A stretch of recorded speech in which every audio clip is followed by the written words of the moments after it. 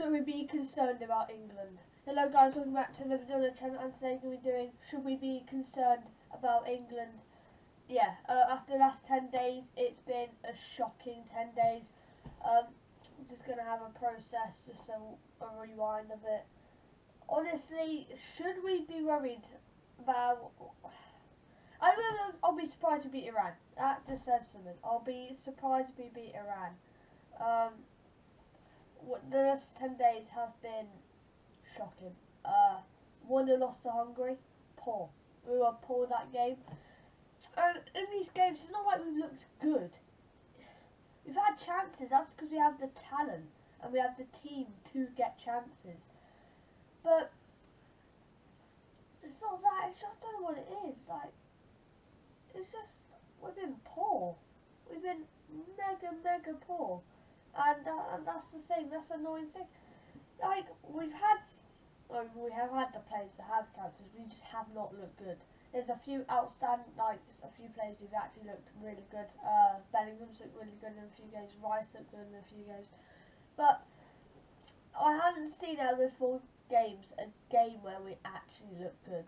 And that's worrying. That's a clear indication of we're just not looking good at the moment. We have to change something. We have to change something in September when we have Italy and Germany. We have 2 tough tests. We have Italy away, Germany at home. We win those 2 games, my hopes are back up. I'll just forget about these 4 days, and I'll just feel fine.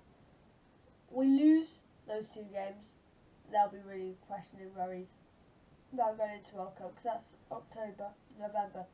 Now we're 2 months away from the World Cup and we're losing all 6 of our nations, winless in all 6 of our Nations League games. A Nations League game wasn't to warm up, we still want to win, we still have to win. It was to warm up, get our players motivated. Thing is, this time they can have an excuse, oh we're tired. In September, you can't have that excuse, because you've had your rest, you're back in playing football for your club. You can't have that excuse of being tired.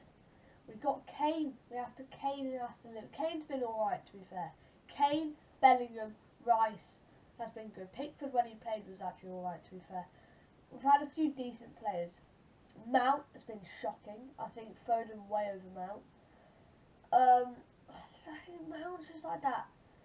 I don't know, he's just like that simple kid. That he just doesn't really want to take risks, you know, doesn't want to try something, just wants to, you know, make the safe option, make the nice option. And at times it works, but sometimes it's just, you're so talented, take on a man, try and beat a man, try and create something, not backwards, sideways. You finally, and you just take a shot, don't pass it, because you're more likely it not to work, unless it's a free pass. But if this is such a free shot, shoot. And the shot against Italy, well, he should have just driven it into the bottom corner, not booted it in the air and booted it across bar. I don't know if we should be worried. Honestly, I don't think we should. These 4 days, yeah, have been annoying, horrible, not brilliant, but we've got to move on. We have got to move on, and just got to look a little bit more about it. Like, I don't know, Southgate needs to do something in September to really take my mind off these four games. He really needs to change my mind on him, because loads of people are saying him out and loads of people are saying him in. So it's going to be interesting. Southgate needs to do something in September to really change a lot of people's minds about him. If he wins Italy and Germany, everyone will be like, he's coming home. Even if he loses though, versus Italy and Germany, everyone will still be saying it's coming home in November. But we beat Italy and Germany going into the World Cup with 2 really good wins. We have every chance to win the World Cup. We forget about these 10 days, it's a blip, and we move on. Or we lose those 2 games, there's serious stuff going on. And Southgate will be questioned. Because it may not be his tactics, it may be the players, but still, you look straight at the manager. You look straight at him and thinking, what is he doing wrong? What tactics? Because the players must have been told something. So, what tactics is he doing wrong? We always just eye down the media, the media, us as fans. We all look down straight on the manager. We don't look at any of the players. Well, we do. We say, Kyle Walker had the stinker, John Stones had the stinker, Kane had the stinker. But when we're talking about having a bad run of games, we're not thinking about players. We're thinking about the manager. We're thinking about Gareth Southgate. What is he doing wrong? Not what he's doing right, because he's done nothing right in these last 4 games. Tactically, we've been inept. We've been poor, shocking. We haven't really looked promising in the attacking front. He's a very defensive manager, and we're not good at defending. Just to make sense. Southgate, we can't sack him.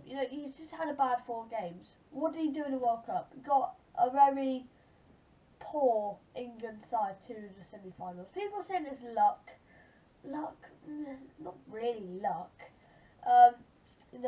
We had to be in the Euros. There was no luck, but in the World Cup, what do we have to play? We have to play. Who did we play in the World Cup? Colombia, very good side.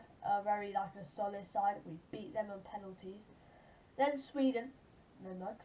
We beat them 2-0 comfortably, brilliant.